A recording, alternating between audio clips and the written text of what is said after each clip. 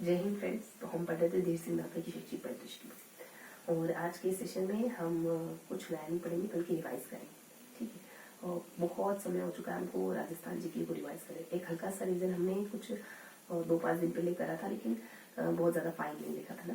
तो आज के सेशन में हम कक्षा 10 की जो राजस्थान की कला और संस्कृति की बुक है ना, उसे रिवाइज करेंगे।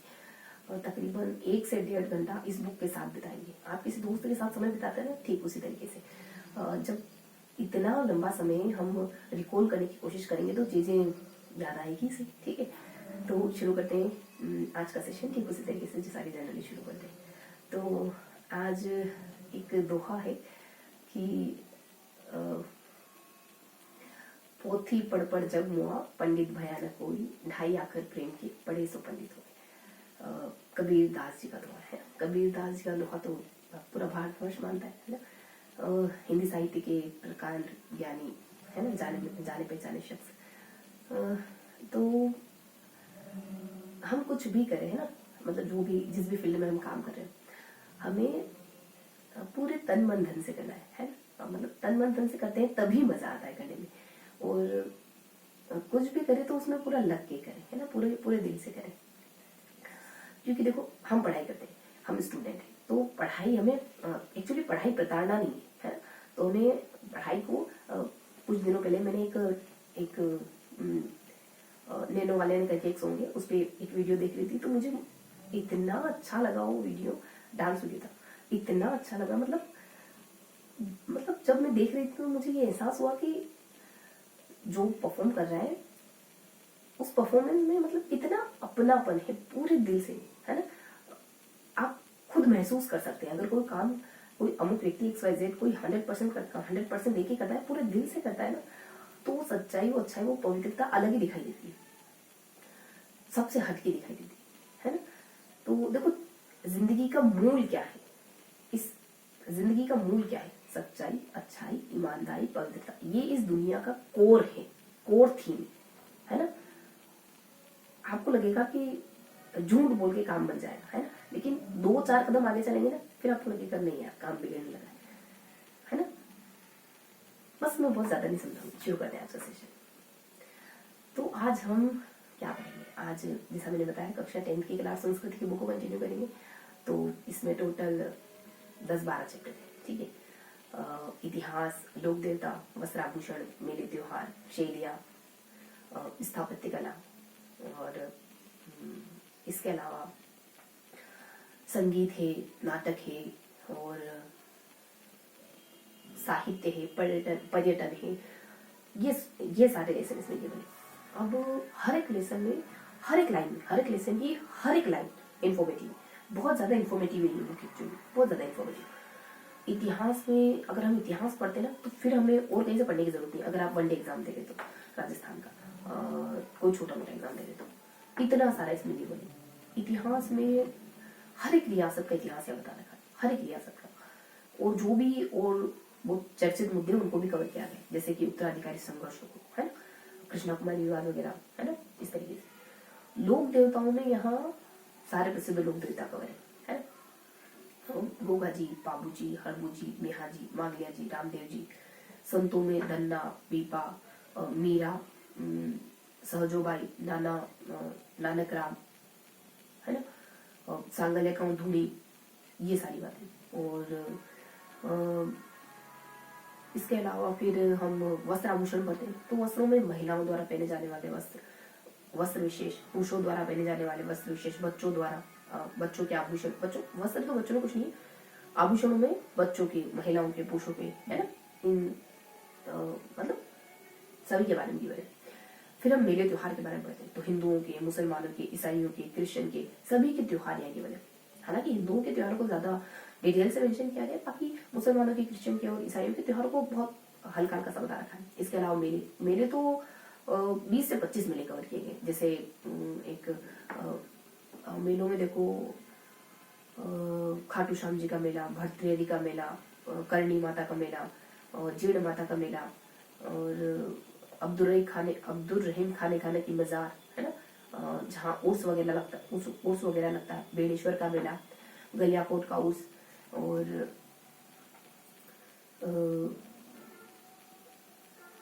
इस तरीके से बहुत सारे मेले यहाँ पे गिवन है। और फिर इनके बारे में तो डिटेल से बताया गया है, बाकी कुछ मेलों के बारे में सिर्फ हल्का हल्का सा मेंशन किया गया है, सिर्फ नाम वगैरह और ये सब। इसके बाद हम मेले त्योहारों के बाद हम कवर करते हैं वस्त्राभूषण हो गए, मेले त्योहार, और फिर हम शैलियों को कवर करते हैं। शैलियों में चित्रकला की जो शैलियाँ है ना, उन सभी शैलियों के बारे में डिटेल से बता रखा। जयपुर, उदयपुर, नाथद्वारा, देवगढ़, किशनगढ़ और ढूंढाड़, हाड़ौती, है ना। फिर लोक कलाओं के बारे में बता रखा है, कठपुतली, मेहंदी, मेहंदी सोजत की प्रसिद्ध है ना, मेहंदी है, पाले है, फड़ है, कावड़ है, ये सारी बातें, ये सारी लोक कला है। फिर लोक कलाओं के बाद हम शैलियाँ और लोक कलाओं के बाद हम स्थापत्य के बारे में पढ़ते हैं। देखो स्थापत्य में बहुत सारे पोर्शन कवर है, जैसे किले हो गए, है ना, महल हो गए, मंदिर वगैरह हो गए, जल से जुड़े कोई स्थापत्य जैसे झीलें हैं, बावड़ियाँ हैं, दरगाहें हो गई और छतरियाँ, है ना। तो स्थापत्य की जितनी भी चीजें हैं वो सभी गिवन है ना, सारी महत्वपूर्ण चीजों को मेंशन किया गया। और देखो किलों में जैसे सारे प्रसिद्ध किले बीकानेर है, जूनागढ़ है, बीकानेर का मतलब जूनागढ़ है, और आहू और काली सिंध नदी के किनारे बना हुआ कौन सा है वो, कुंभल, ठीक है, कुंभलगढ़ का, और चूरू का, और जैसलमेर, है ना, मेहरानगढ़, और जैसलमेर का लोहागढ़, है ना। और मतलब ऐसे बहुत सारी किले की बनी है। और महलों में तो किलों के बाद मतलब किले बहुत सारे, और फिर हम मंदिरों के बारे में पढ़ते हैं। मंदिरों में देखो जगत शिरोमणि का मंदिर किराणु है, और इसके अलावा खजुराहो, मिनी खजुराहो, है ना, और कुछ इसके अलावा कुछ ओसिया माता मंदिर, है ना। फिर रामगढ़ भंड देवरा, पाली का जो 84 खम्भों का मंदिर है ना, क्या नाम है उसका, कुछ चलो पाली का ऋषभ देव मंदिर। तो बहुत सारे मंदिरों के बारे में जानकारी है। बाकी क्षत्रियों के बारे में बहुत सी जानकारी की बनी, मतलब बहुत से क्षत्रियों के नाम यहाँ गिवन, बहुत सी क्षत्रियों के नाम तो बहुत डिटेल से गिवन थे। मतलब एक छोटा सा पैराग्राफ है जिसमें सारे क्षत्रियों के नाम डाल दिए कि ये अमुक अमुक क्षत्रिया कहाँ है ना। बहुत सारे क्षत्रियों के नाम गिवन थे जिसको हमने ट्रिकी तरीके से याद करा था पिछली बार। इसके अलावा हम क्षत्रियों के दरगाहों के नाम भी हैं बहुत से। तो किलों के नाम हमने डिटेल से देखे ना, मतलब किलों के बारे में इन्फॉर्मेशन तो डिटेल से, फिर मंदिरों के बारे में डिटेल से, और बाकी बची हुई जो स्थापत्य की चीजें ना उनके बारे में शॉर्ट में बता। स्थापत्य के बाद हम शैलियों को पढ़ने के बाद हम स्थापत्य कला को पढ़ते हैं। फिर हम संगीत को और नाटक को और पर्यटन को और साहित्य को कवर करते हैं। दिल्ली में कंप्लीट हो जाती है। तो संगीत में हम संगीत 3 तरीके का होता है। संगीत 3 तरीके का होता है ना, एक लोक कला और मतलब एक लोक संगीत, क्षेत्रीय संगीत और स्थानीय संगीत। तो तीनों कैटेगरी में जो भी संगीत जीवन है वो सारे अपन पढ़ते हैं ना, कि क्षेत्रीय संगीत कौन से है, लोक संगीत कौन से है, स्थानीय संगीत कौन से है ना।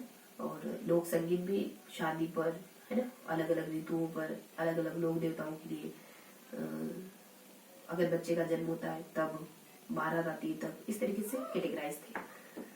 इसके बाद हम नाट्य और नृत्य को करते हैं।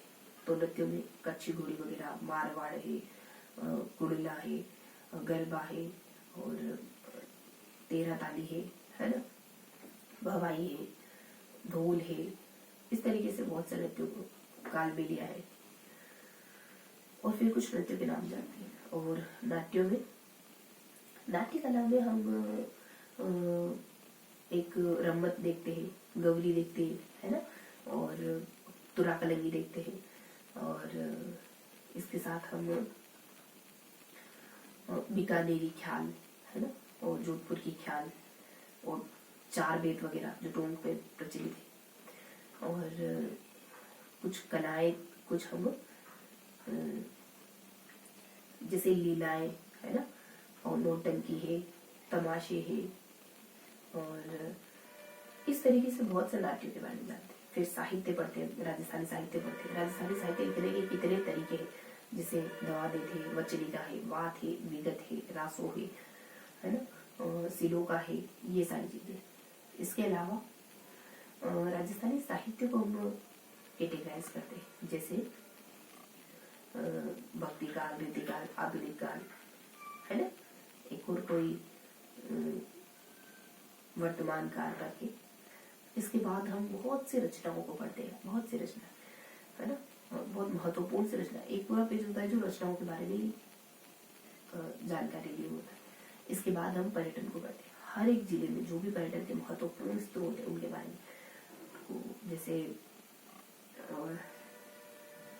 लास्ट टाइम उदयपुर को पढ़ते हैं। जिले तो वही सारे होंगे, पर्यटन स्थल कौन कौन से बने, तो उदयपुर में कुछ 4 से 5 भी बने, 12, जैसे ये की झील, है ना, फतेहसागर झील, लोकमंडल उदयपुर का जो प्रसिद्ध है, और जगत, एक और कोई झील है उदयपुर में, और सास बहू का मंदिर, है ना, देन अजमेर में 2.5 दिन का झोपड़ा, और एक दौलत बाग, है ना, और इसके अलावा मंदिर, सीता माता मंदिर, सती सीता माता तो अपने यहाँ प्रतापगढ़, एक कौन सा है वो पुष्कर मंदिर, है ना, प्रसिद्ध, और एक तालाब या पोखर, क्या कहते हैं उसको अपन, पुष्कर तालाब, और बांसवाड़ा में माही, है ना, माही डैम, मानगढ़, और भीलवाड़ा में मैदान, और कोटा में अबेड़ा, और बूंदी में चांदबावड़ी, है ना, और धौलपुर में मुचोपुल, और नागौर में लाडलू, है ना, और बीकानेर में करणी माता मंदिर, और जैसलमेर में लोहगढ़ का दुर्ग, और भरतपुर में वही केला देव, और इसके साथ गंगा मंदिर और 2-3 बातें और है। और अभी मैं सिर्फ आपको एक ओवरव्यू दी हूँ ना, बहुत ज्यादा फाइन नहीं, लेकिन चीजों को थोड़ा सा क्लोज से जानने की कोशिश कर रहे हैं, क्योंकि हमने तकरीबन 1 से, अरे नहीं, बहुत समय हो गया, हमने ना तकरीबन 4 से 5 महीने पहले राजस्थान जीके को पढ़ा था, मैं भी, है ना, और काफी समय हो चुका है, तो हमें रिकॉल करना होगा। देखो, revision is the key of success in government examination, है ना, क्योंकि चीजें वही है, बस उन पे पकड़ अच्छी होनी चाहिए, है ना, एकदम स्पष्ट बातें आपको, मतलब बातें आपको एकदम स्पष्ट तरीके से पता होनी चाहिए। तो बस इसी को में जो हमने पढ़ लिया है उसे वो बार बार पढ़ना है, ताकि स्पष्टता बनी रहे, ठीक है। तो इस तरीके से हम बहुत से जिलों को यहाँ कवर करते हैं, और उनमें जो भी महत्वपूर्ण स्थान है पर्यटन की दृष्टि से उनको कवर करते हैं। अब हम थोड़ा सा मेंशन करेंगे, थोड़ा सा बोर्ड पे लिखेंगे, ताकि हमको एक आधार मिले, ओके। तो बेसिकली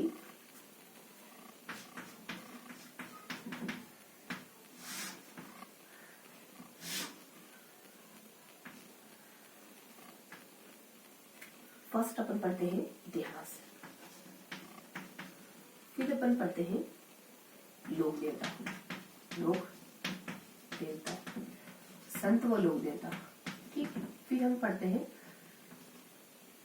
तो थोड़ा सा 1 सेकेंड देंगे ना, टोटल इसमें 10 लेसन,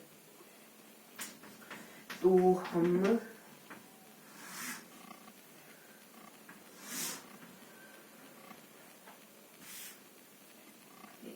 ये लाइन जो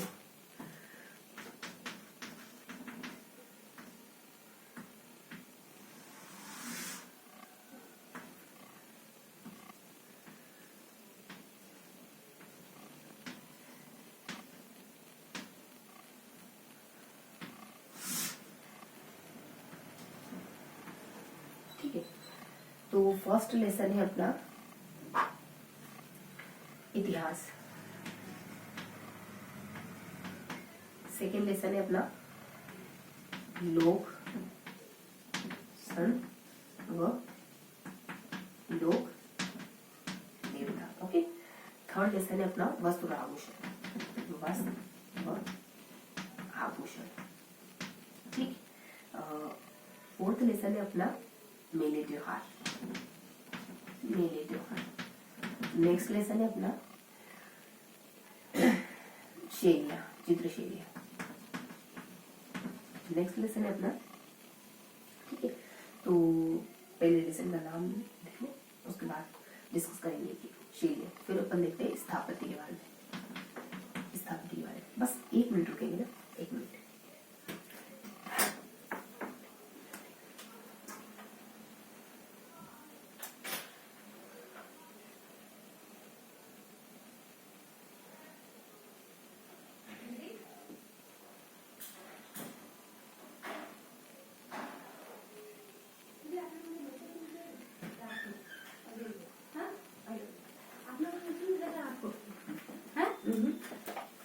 सीन आ रहा है मुझे मैसेज नहीं देखिए Again, maybe I don't know.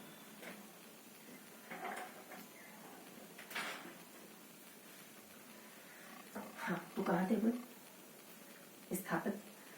स्थापत्य के बाद अपन संगीत, देन नाटक, देन मतलब नाटक व नृत्य, फिर पर्यटन और लास्ट में हम साहित्य पहले, पर्यटन बाद में, साहित्य देन पर्यटन। तो ये सारे लेसन पढ़ते हैं। यहाँ से आगे ध्यान रखेंगे, मतलब शैली 5 लेसन ध्यान रखेंगे, पीछे वाले 5 ध्यान रखेंगे। इतिहास, लोक देवता, वस्त्राभूषण, मेले और शैलियाँ, है ना, मिलते जुलते हैं वस्त्राभूषण, मेले वगैरह, है ना, और शैलियाँ वगैरह। चूंकि अभी मैं याद नहीं करवा रही, तो अभी रिवाइज करें। ठीक, इसके बाद से ध्यान रखेंगे स्थापत्य, संगीत, नाटक, साहित्य और पर्यटन। ये टोटल 10 लेसन है। अब हर एक लेसन को थोड़ा सा डिटेल्स जानिए। 10 लेसन है, अपने पास घंटे भर का समय, ठीक है। तो 60/10 करेंगे अपन, तो 6 मिनट। चलो ठीक है, 6 मिनट के अराउंड एक लेसन को दे सकते हैं, है ना। तो 5-7 मिनट एक लेसन पर ब्रेन स्टॉर्मिंग करेंगे, ठीक है।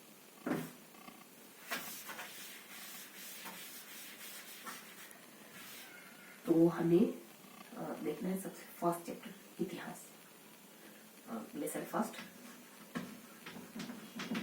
इतिहास। तो इतिहास में हमने क्या क्या जाना था? देखो, इतिहास में हमने मेवाड़ के, मारवाड़ के, बीकानेर के, है ना, और जालोर के, देन इसके साथ जैसलमेर के, है ना, और फिर जोधपुर का उत्तराधिकारी संघर्ष, जयपुर का उत्तराधिकारी संघर्ष, कृष्णा कुमारी विवाद, और कालीबंगा सभ्यता, हड़प्पा सभ्यता, कालीबंगा, और फिर आहट सभ्यता, मेरठ सभ्यता, है ना, और निमका थाना वाली सीकर की सभ्यता, है ना, बागोर की सभ्यता। और फिर हम थोड़ा सा पाषाण काल के बारे में जानते हैं, पूर्व पाषाण काल के बारे में, उत्तर पाषाण काल के बारे में, मध्य पाषाण काल के बारे में, और इसके साथ हम धातु युग के बारे में जानते हैं, है ना। इसके बाद हम जनपदों में आ जाते हैं। जनपद में हम मगध जनपद को थोड़ा सा डिटेल से बताया गया था, है ना। और इसके अलावा हम बस ये सारे टॉपिक हम कवर करते हैं। तो कौन कौन से पहलुओं को देखते हैं? फर्स्ट लेंगे अपन पाषाण काल, है ना। तो पाषाण काल देखते हैं, फिर उत्तर, फिर मध्य। तो यहाँ अपन पाषाण काल को जानते हैं, पाषाण काल, फिर मध्य पाषाण काल, मध्य पाषाण काल, फिर उत्तर पाषाण काल, उत्तर पाषाण काल, है ना। तो इन सारे टॉपिक को हमने पढ़ा है। इसके अलावा पाषाण काल के बाद हम हम तांबे के बारे में पढ़ते हैं, फिर लोह सभ्यता के बारे में पढ़ते हैं, है ना। ताम्र युगीन सभ्यता, ताम्र युगीन सभ्यता, फिर लोह सभ्यता। इसके बाद हम पर्टिकुलरली एक एक सभ्यता को पढ़ते हैं। जैसे कि सबसे पहले हम जानते हैं कालीबंगा सभ्यता को, कालीबंगा को फिर अपन पढ़ते हैं हड़प्पा को, सॉरी आहड़ को,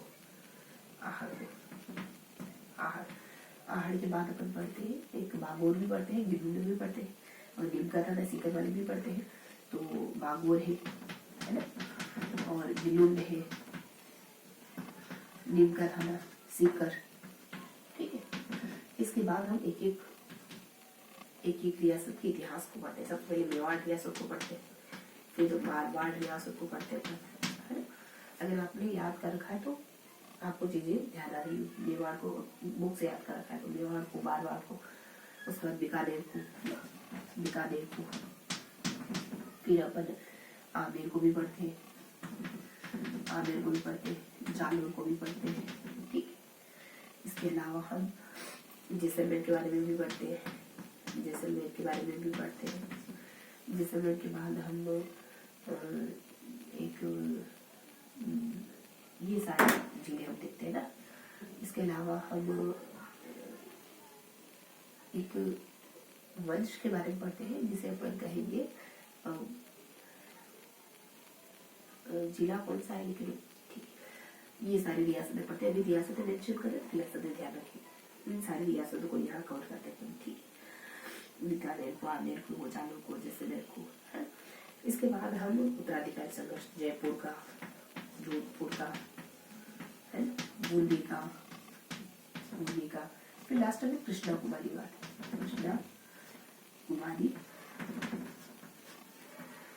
विवाद, है। तो ये सारे वो टॉपिक है लगभग ये सारे वो टॉपिक है जिसको अपन इस चैप्टर में कवर करते हैं, ठीक है। तो इस तरीके से हमने इन सारे टॉपिक को कवर किया है। क्या क्या जाना है इनमें, बस इतना कि पाषाण काल में इसके साइट कौन कौन से है ना, ये कहाँ इसके स्थल मिलते हैं हमको, इसने खोज करी। मध्य पाषाण काल में भी हम ऐसा ही जानते हैं कि कौन से साक्ष्य मिलते हैं मध्य पाषाण काल के, इसकी साइट कौन सी भारत में, राजस्थान में। उत्तर पाषाण काल में भी बस अपन स्थानों को जानते हैं, कौन से स्थान उत्तर पाषाण काल से बिलोंग करते हैं राजस्थान के। ताम्रयुगीन में हम वो सभ्यताएं, वो स्थान जानते हैं जहाँ से तांबा मिला है हमको, ताम्रयुगीन सभ्यता के स्थानों को जानते हैं बस, और ठीक है। और उसके बाद हम स्थानों को जानते हैं, और लोह युगीन सभ्यता में भी हम स्थानों को जानते हैं, और बस इतना ही। कालीबंगा सभ्यता में ये इसका समय काल क्या है, कौन से साक्ष्य मिले, किसने